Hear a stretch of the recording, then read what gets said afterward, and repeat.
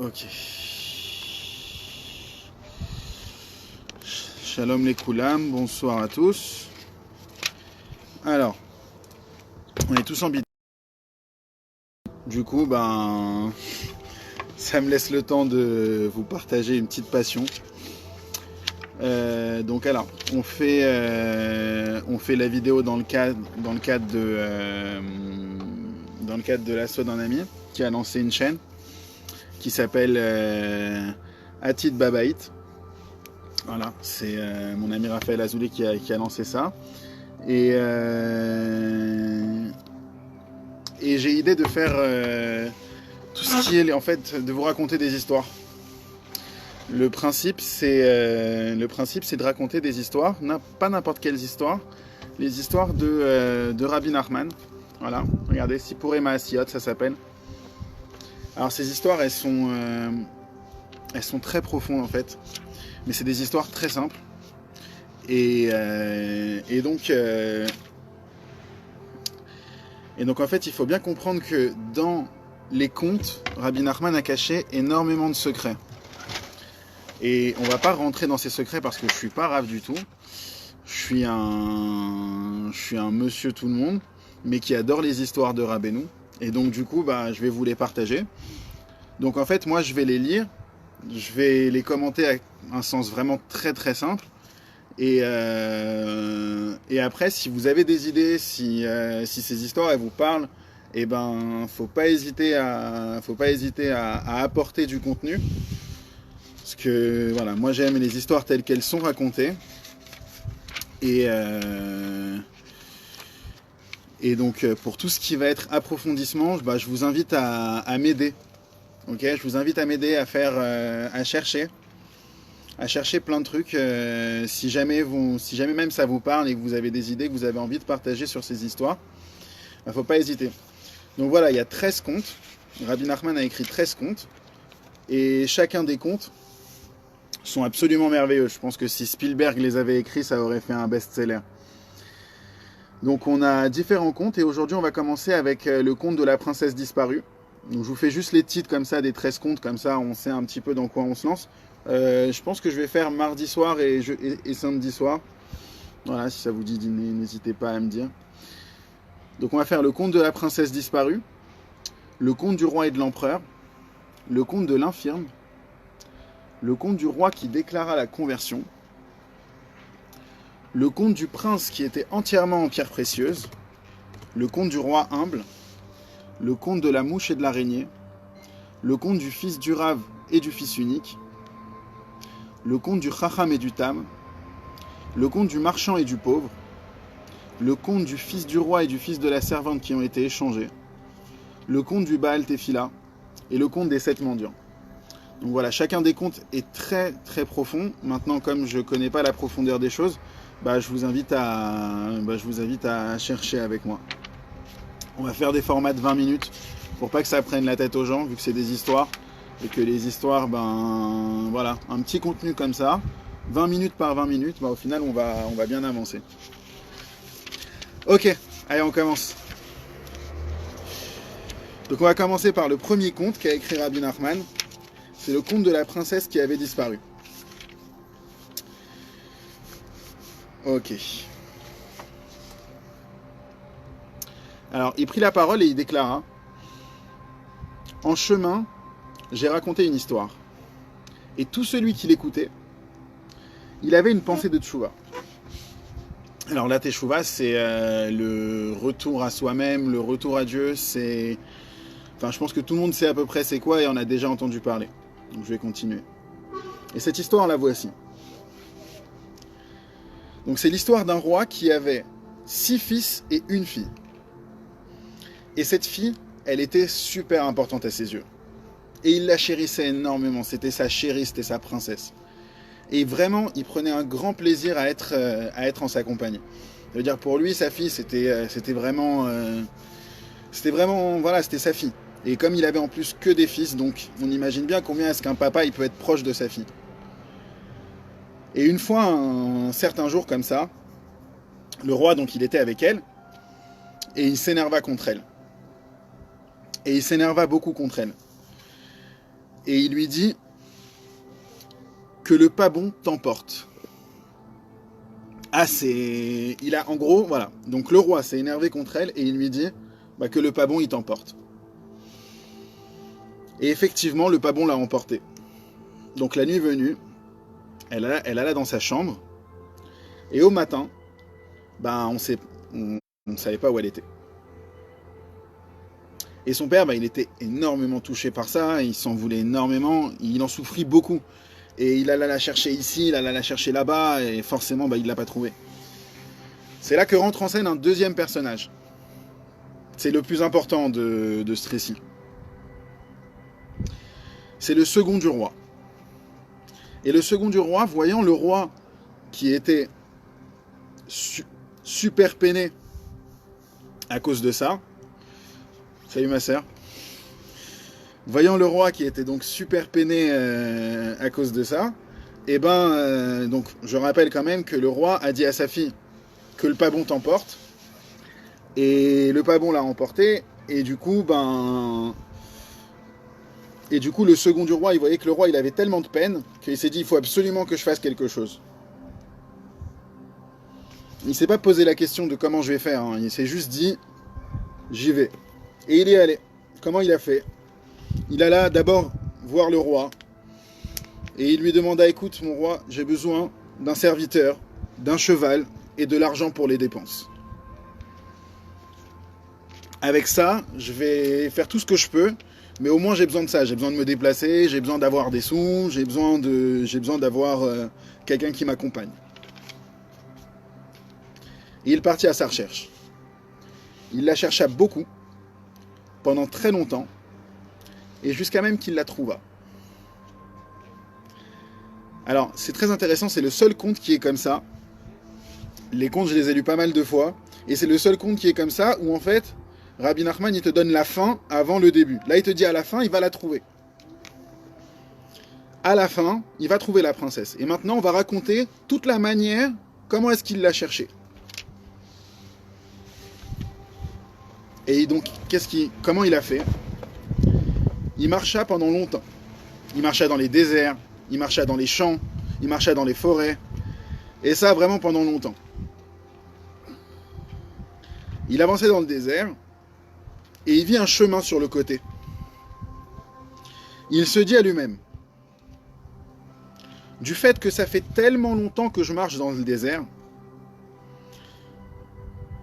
et que je ne peux pas la trouver, du coup je vais emprunter ce chemin, et peut-être que ça me conduira à une zone habitée. Maintenant, son délire, c'est plus de la trouver, c'est de sortir du désert. Donc on est sur un gars qui veut maintenant sortir du désert, qui a envie de sauver sa peau. Et donc il marcha pendant longtemps, et là-bas il aperçut un château, donc une zone habitée, avec plusieurs troupes de soldats qui stationnaient là-bas. Et c'était un beau château, il était bien édifié, il était arrangé correctement, et les soldats, ils étaient en régiment. Et non, franchement, c'était un château cassa. Et il dit, tu sais quoi, j'ai rien à perdre, j'ai l'air de rien, personne me connaît ici, je vais aller, je vais avancer, je vais voir si on me laisse passer. Et il alla, il marcha, et il se trouve que on l'a pas du tout retenu. Le gars, il passe, les soldats, ils le voient, mais ils le calculent pas. Donc il passe.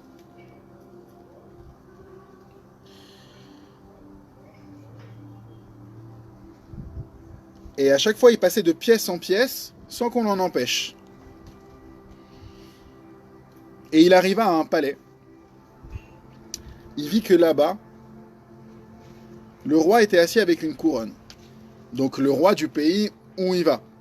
Okay, enfin, où il vient de se rendre. Il y avait là-bas des troupes de soldats et un certain nombre de musiciens avec leurs instruments. Et c'était très joli. Par contre, ni le roi ni aucun d'entre eux, ils lui posèrent la moindre question. Le mec, il passe tranquille, incognito. Sur place, il a vu des plats délicieux et des plats succulents, vraiment genre imaginez, la table de Shabbat encore mieux. T'es à la bar mitzvah d'un mariage de fou, et voilà ce qu'il voit devant lui. Et du coup, qu'est-ce qu'il fait? Bah, il est parti manger. Voilà, donc...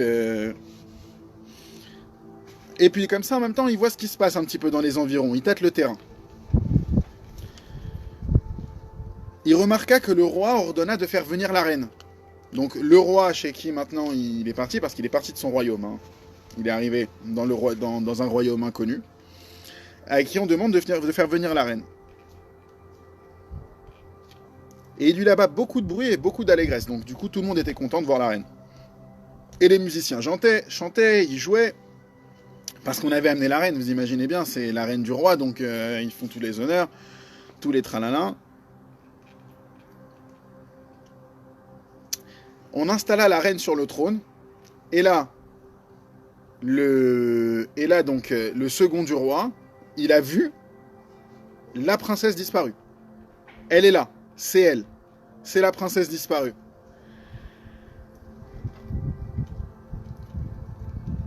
Donc lui, il l'a vu et il l'a reconnu. Donc après ça, il y a la reine qui a vu la reine a vu qu'il y avait quelqu'un qui était couché dans un coin. Et pareil, elle le reconnut.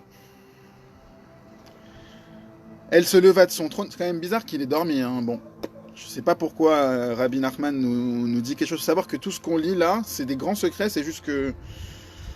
Enfin, si vous les avez, dites-moi, je suis chaud. Mais pourquoi est-ce qu'il s'est endormi comme ça? Alors qu'il l'avait devant elle, il l'a trouvé après tout ce temps qu'il a marché. Je sais pas. Elle se leva de son trône, elle le réveilla un peu. Est-ce que tu me reconnais? Est-ce que tu me reconnais? Une minute, il répond, mais bien sûr que je te reconnais. Tu es la princesse qui a disparu. Il l'interrogea, comment est-ce que tu es arrivé ici? Et elle lui répondit, parce que mon père, le roi, il a laissé échapper de sa bouche une parole, il a dit que le pas bon, il t'emporte, et le pas bon, il m'a emporté. C'est qui le pas bon, on ne sait pas. Mais le pas bon, voilà, il m'a emporté. Et ici, vraiment, cet endroit, il n'est pas bon. Donc l'endroit où ce royaume-là où je suis actuellement, c'est pas bon. Je me sens à l'étroit, je me sens pas bien. C'est pas un bon endroit. Et il lui raconta que son père, il était très peiné et qu'il l'a recherché depuis maintenant longtemps.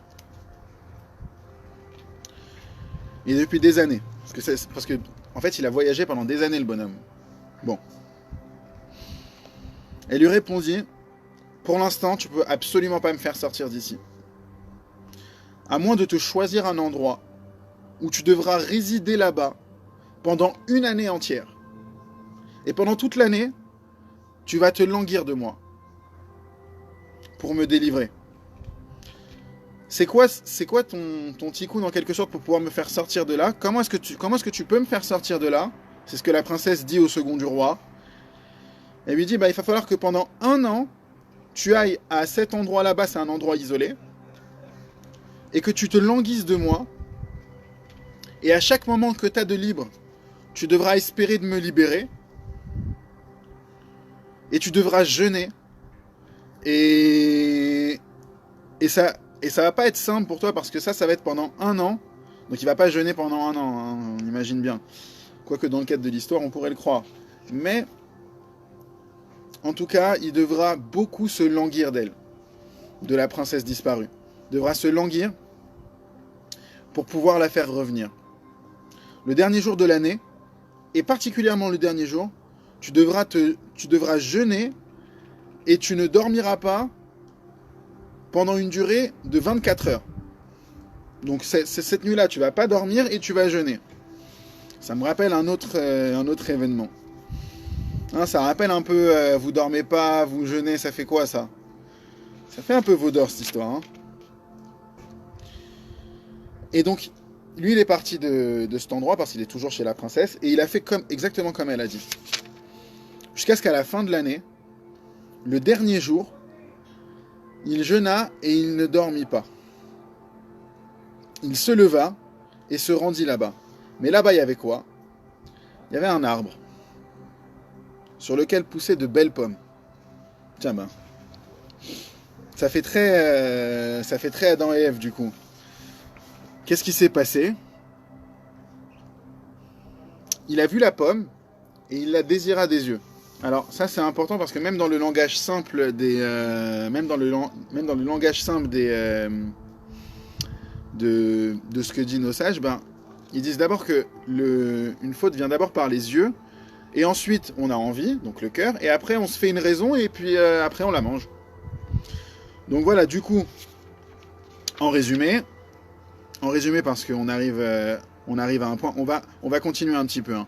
Mais donc on a une princesse on a un roi qui dit à sa fille que le pas bon t'emporte. La princesse, et ben du coup le pas bon l'a emporté, elle se retrouve dans un pays inconnu. Le second du roi, ayant de la peine pour son roi, bah, il décide d'aller la chercher. Et il va la chercher, il la trouve. Elle lui dit, je peux absolument pas venir avec toi parce que ben je suis dans de mauvais draps et que pour me sortir de là, tu vas devoir aller dans un endroit isolé, celui-là dont je te parle, on ne sait pas lequel, mais dans cet endroit-là, tu devras pendant 1 an te languir de moi et à chaque fois que tu as un moment, penser à moi. Et le dernier jour, surtout, il faut que tu jeûnes et que tu dormes pas. Et là, qu'est-ce qu'il voit ? Il voit un arbre magnifique et avec des fruits que tu peux pas imaginer. Et ses yeux, ils ont vu et forcément, il a eu envie. Et il mangea la pomme. Et dès qu'il la mangea, il tomba dans le sommeil, dans un sommeil très profond. Il dormit pendant très longtemps. Et le serviteur, il le secouait, mais il était endormi, vraiment. Salut maman. Il était endormi, et donc le serviteur le secouait, mais il se réveillait pas du tout. Et donc à un moment donné, il s'est réveillé, et là il se pose la question, où suis-je dans le monde ? Alors c'est très intéressant parce que d'abord Rabbi Nachman il a mis des secrets très profonds dans ses histoires, mais il a mis aussi des enseignements très simples qu'on peut soulever. Par exemple, il vient de faire absolument ce que la princesse lui avait interdit de faire. Okay ? Donc du coup la princesse lui a dit ne mange pas et ne dors pas. Lui qu'est-ce qu'il a fait ? Il a mangé, du coup il s'est endormi, il est tombé dans un sommeil. Est-ce qu'on parle d'un sommeil qui dort ? Peut-être qu'ici il veut parler d'autre chose, peut-être un sommeil intérieur. Et après une fois qu'il se réveille de ça, il dit mais où est-ce que je suis ? Où est-ce que j'ai été ? Où est-ce que je suis allé ? Du coup c'est un petit peu le schéma lorsqu'on fait quelque chose qui nous dérange. Et ben lorsqu'on fait quelque chose qui nous dérange, et ben après on a en fait, une chose qui nous dérange et qui vraiment bouleverse notre système, ça s'appelle une faute. Et ici, il te montre que lorsque tu n'arrives pas à faire quelque chose que tu veux faire, et qu'à un moment donné, tu tombes dans ce qu'on appelle la faute, bah, tu tombes dans un sommeil. Et après, tu te réveilles, tu ne sais pas où tu es. C'est ce qui s'est passé pour le second du roi. Et il s'est réveillé, il ne savait pas du tout où il était dans le monde. Il dit, où suis-je dans le monde ? Le serviteur, il lui raconta l'histoire, c'est-à-dire... Donc toute l'histoire qu'il a dormi pendant plusieurs années, il lui a dit mais tu as dormi pendant plusieurs années, tu ne te rends pas compte combien de temps tu as dormi longtemps. Et il lui a dit voilà, quant à moi, bah, je me nourris que de fruits. Donc le serviteur il lui dit voilà, je t'ai attendu, je t'ai à côté et voilà. Et donc ça il en souffrit beaucoup. Vous imaginez quand même pendant 1 an le type a respecté tout et au dernier jour il a pas réussi et du coup ben il a raté le coche. Mais bon, ce sera pas fini.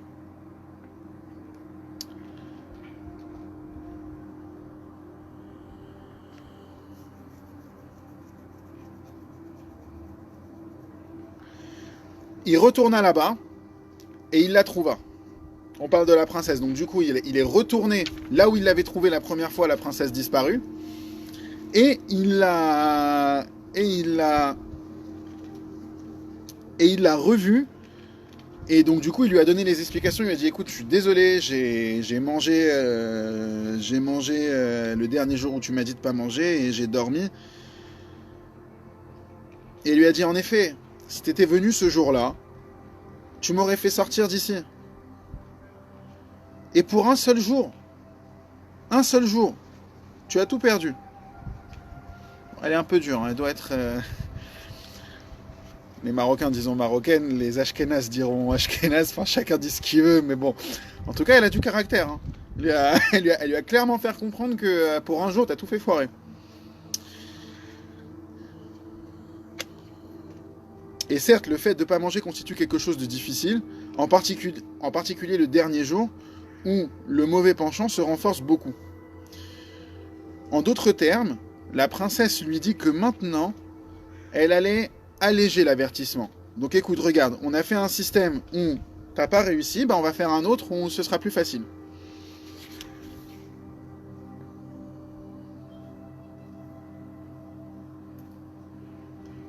Donc maintenant, les recommandations, c'est quoi ?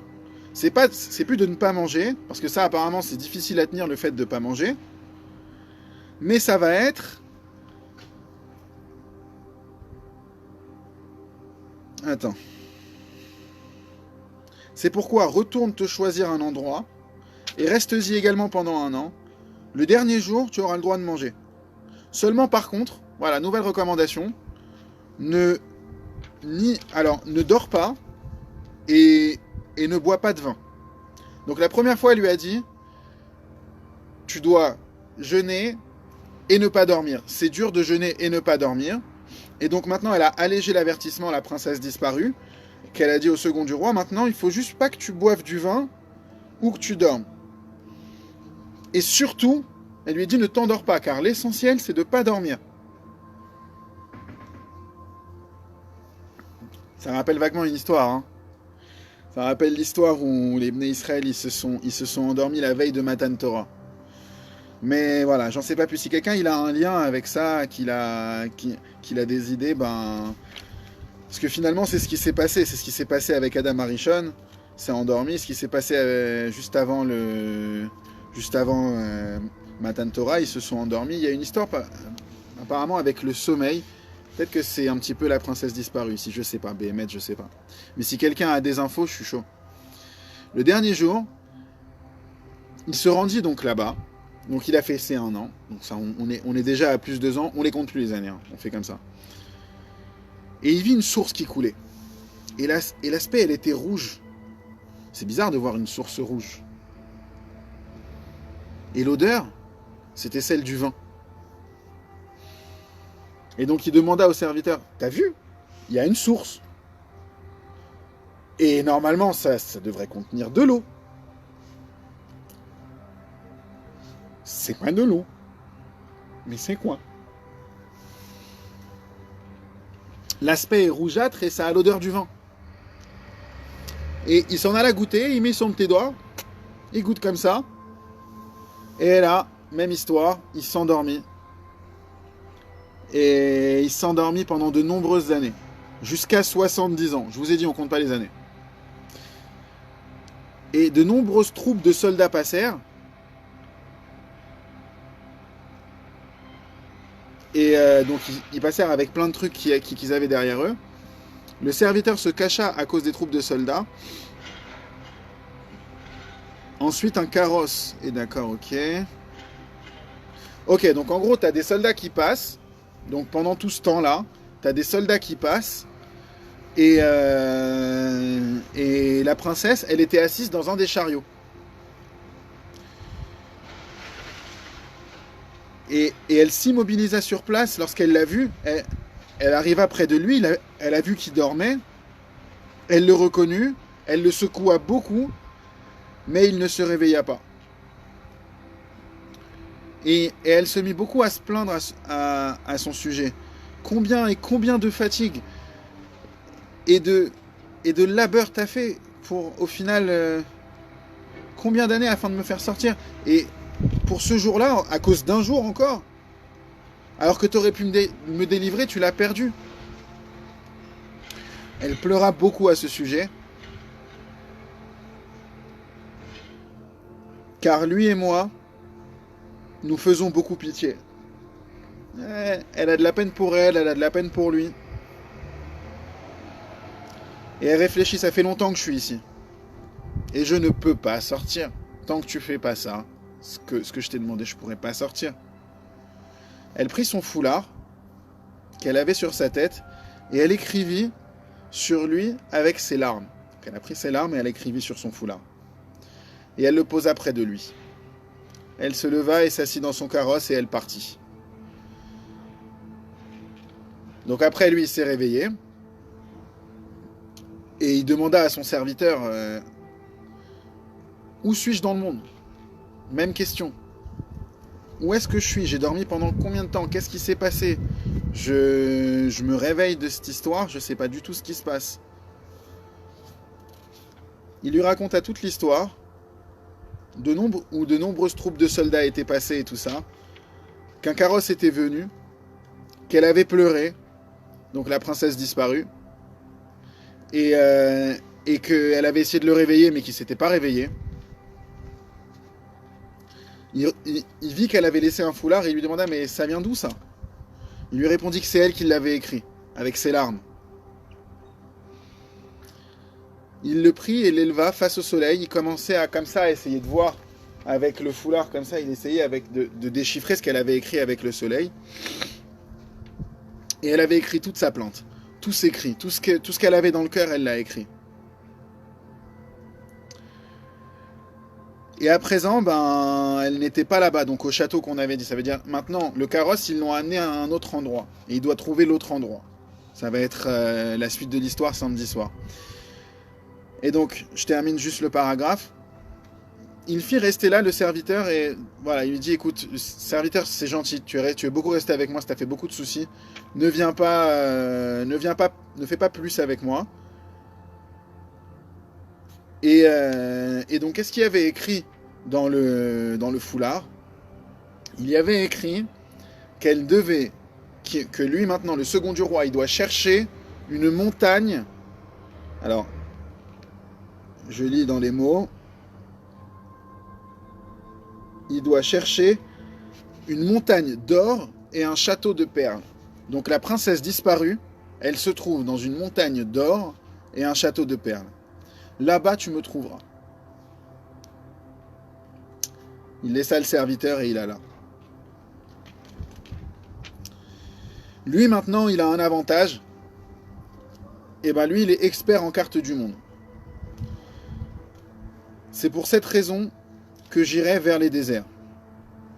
Il alla la rechercher dans un désert pendant bien des années. En fait, il s'est rendu compte, comme il connaissait la carte du monde, que pouvait pas être, ça n'existe pas, une montagne d'or et une montagne d'or et un château de perles. Ça n'existe pas. Donc du coup, la recherche, elle va être encore un peu longue. Non, elle va pas être longue. Ah bah non, attends, vous savez quoi, regardez, je vais avancer un petit peu parce qu'il reste que 3 pages. Comme ça, on aura fait en une fois une histoire. C'est pas tout le temps qu'on pourra faire ça. Mais comme ça au moins on va pouvoir terminer cette histoire et en commencer une autre la semaine prochaine, samedi soir prochain, Bezrat Hashem. Donc par la suite, il va et il vit un homme très grand. Et c'était pas du tout du genre humain. Donc du coup, maintenant, il marche dans le désert, il voit un homme très grand. Donc juste petit résumé jusque-là. On parle donc d'un roi qui avait une princesse. La princesse avait disparu. Il demanda, il lui dit que le pas bon t'emporte. Le pas bon l'a envoyé. Le second du roi se lève et va chercher la princesse. Il la retrouve. Elle lui donne 2 conditions. Il n'y arrive pas. Il se plante à chaque fois. Et jusqu'à que maintenant, il doit aller chercher la princesse qui a disparu dans une montagne d'or en pierres précieuses. Voilà. Donc maintenant, là-bas, il voit un grand homme qui n'était pas du tout du genre humain. Et il portait un arbre volumineux. On va dire un baobab. Et il n'existe pas de tels arbres dans des endroits habités. Cet homme lui demanda, ce grand homme, qui es-tu? T'es qui, wesh? Il lui dit, je suis un homme. Il fut bouleversé et il déclara, cela fait tellement longtemps que je suis dans le désert, je n'ai pas vu d'homme ici. Il lui raconta toute l'histoire, qu'il cherchait une montagne d'or en pierres précieuses. Et Ah oui, non, une montagne d'or et un château de perles. Et qu'est-ce qu'il lui dit le géant? Il lui dit, mais ça n'existe pas. Ton histoire, là, c'est stupide. Ça n'existe pas. Ton histoire de montagne d'or et de château de perles, ça n'existe pas. Donc il lui dit, tu devrais plutôt rebrousser chemin. Tu devrais abandonner ton histoire. Il le repoussa et lui dit qu'on avait séduit son esprit par des paroles stupides. Donc en gros, on dit, voilà, écoute, toi on t'a embobiné. Le géant, il lui dit au second du roi, toi on t'a embobiné. Tu ferais mieux d'abandonner tout de suite tes histoires. Je te dis, ça n'existe pas. Et ça, il a été touché à cause de ça et il se mit à pleurer beaucoup. Le second du roi. Il répliqua que certainement, ça se trouvait quelque part. C'est pas possible, ça n'existe pas. Je refuse que ça n'existe pas. Et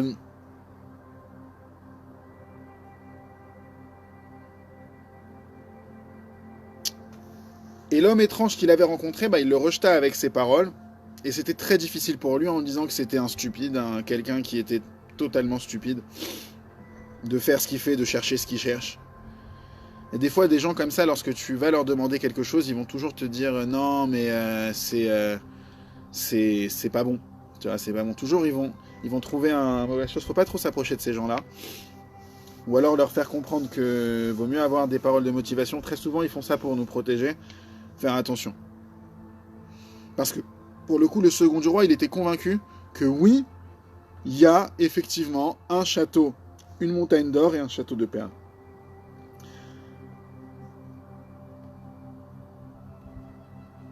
Et donc le grand, il lui dit, bon, à mon avis, c'est une bêtise. Toutefois, du fait que tu t'entêtes, je vois que tu es assez entêté, du coup, je suis préposé. Donc lui, maintenant, il lui dit que moi, je suis préposé à toutes les bêtes sauvages. Maintenant, moi, j'ai toutes les bêtes sauvages. Je peux parler à toutes les bêtes sauvages. Et toutes les bêtes sauvages, elles te diront. Comme quoi, il avait la parole avec les animaux. Donc il a appelé tous les bêtes sauvages qui ont parcouru le monde entier. Et peut-être que l'une d'entre elles sait quelque chose à propos de la montagne et du château. Il les convoqua toutes, de la plus petite au plus grande. Toutes sortes de bêtes sauvages. Il les interrogea et elles n'avaient rien vu. Il lui dit, regarde, on t'a raconté des bêtises. Si tu m'écoutes, retourne sur tes pas, abandonne l'histoire, car c'est certain que tu ne trouveras pas la princesse disparue. Et il insista beaucoup. Ça veut dire maintenant, peu importe ce que tu lui dis à ce gars-là, il n'abandonne pas.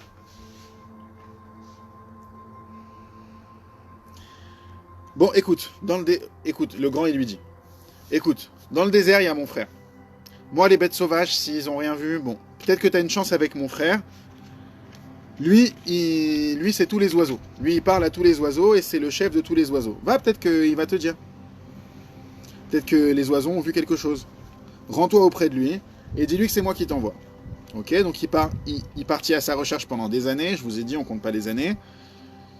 Et il trouve à nouveau un homme très grand. Quand il parle ici, Rabbi Nachman, d'homme très grand, il parle peut-être de grand sage aussi. Parce que j'imagine qu'il ne faut pas juste s'arrêter au fait qu'il soit très grand. Pourquoi est-ce qu'à chaque fois il précise très grand? Faut voir. Imagine que tu vas voir un grand sage, que tu as un projet, et qui te dit non, mais c'est nul. Laisse tomber, on t'a dit des bêtises. Il faut avoir beaucoup, beaucoup, beaucoup de caractère et de confiance en soi pour continuer dans son idée. Et donc pareil, il trouva le frère, il le questionna, il le repoussa de la même façon. L'autre frère, il lui dit, mais ça n'existe pas ton histoire. Regarde, moi je connais tous les oiseaux, on va demander à tous les oiseaux. Pareil, il demande à tous les oiseaux, il convoque tout le monde. S'il vous plaît les oiseaux, vous me trouvez, est-ce que vous avez vu une montagne d'or et un château de perles? Et ils n'ont rien vu.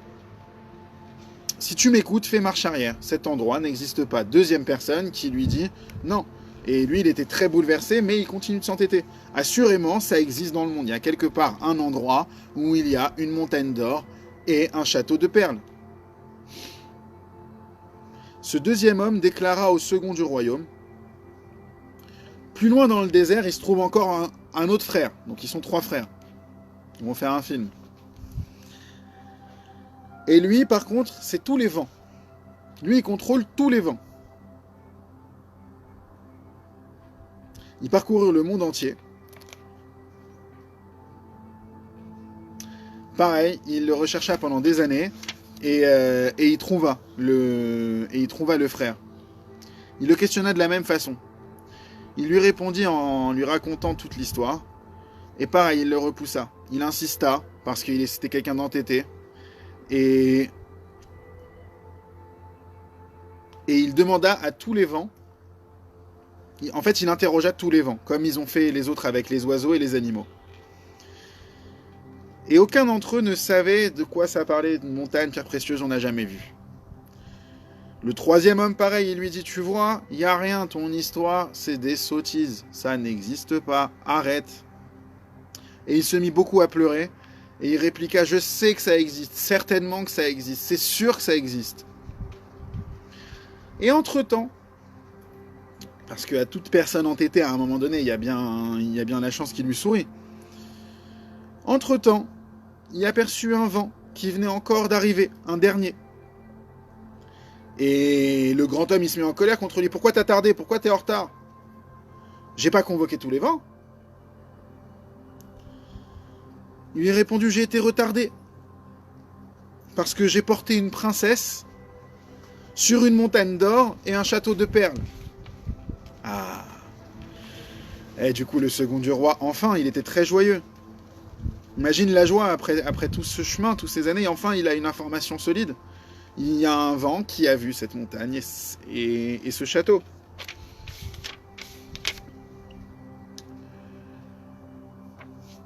Le préposé questionna le vent, qu'est-ce qui présente de la valeur là-bas? Autrement dit, c'est quoi les choses précieuses et importantes là-bas? Il lui répondit que tout ce qu'il y avait là-bas valait très cher. Ça vaut très cher. Du fait que cela fait si longtemps que tu la recherches et que tu t'es beaucoup fatigué, peut-être seras-tu à présent confronté à un obstacle à cause de l'argent. C'est pourquoi je vais te donner un ustensile. Quand tu mettras ta main dedans, tu recevras de l'argent. Magnifique, on voudrait tous l'avoir ce truc. Alors il faut savoir qu'ici par exemple, là lui, il doit aller chercher la princesse disparue, c'est sa mission. Lorsqu'on est dans sa mission, on a tous les moyens qu'il nous faut. Il n'est pas question de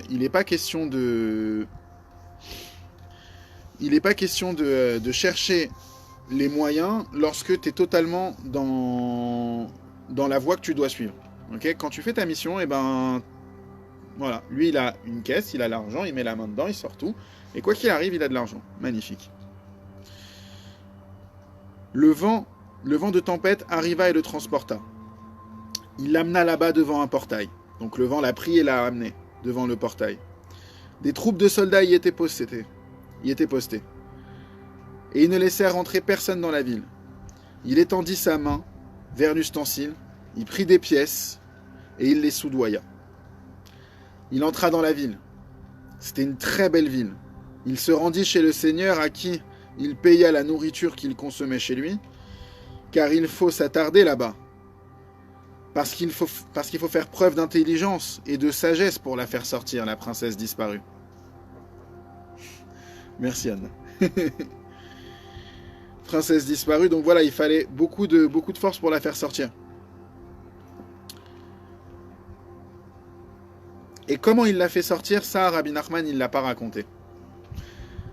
Et oui, je suis désolé, mais c'est la fin de l'histoire. Mais ce qui est sûr, c'est qu'à la fin, il la délivrera. Il la délivrera. Consulte l'introduction et tu verras de merveilleuses allusions qui se rapportent à ce conte. Ça, la dernière phrase, c'est Rabbi Nathan qui l'a écrit, l'élève de Rabbi Nachman. Rabbi Nachman, il n'a pas donné la fin du conte, mais j'ai entendu du Rav Ifra que la princesse disparue, finalement, c'était la Tefila. Et que la Tefila, c'est très dur d'avoir la vraie Tefila, c'est-à-dire, c'est une épée à deux tranchants. Ok ? Et pour avoir cette épée à deux tranchants, il faut beaucoup se languir. Regardez, le second du roi, il n'a toujours pas réussi à trouver la princesse disparue. Et donc voilà, ça c'est la première histoire. Si vous l'avez vue, tant mieux. Si vous avez des coms, n'hésitez pas. Si vous avez surtout des infos, des enseignements plus profonds, je suis grave preneur. Et s'il y en a 2-3 qui sont vraiment relevanted, alors on les ajoutera si Dieu veut. Le prochain conte qu'on lira, ce sera samedi soir à 21h30 heure israélienne. Si vous êtes français et que vous n'êtes pas encore sorti de Shabbat, attendez la rediffusion. Et ce sera le conte du roi et de l'empereur. Voilà. Ou sinon, vous pouvez aussi décider du conte que vous voulez voir. Alors, on est assez open. C'est tout pour aujourd'hui. C'était un peu long aujourd'hui. En général, on va essayer de faire 20 minutes. Ok, après, des fois, en fonction des histoires, on va augmenter. Ou pas. On verra. Allez. Bon confinement à tous. Je vous dis à samedi soir, 21h30. Bisous.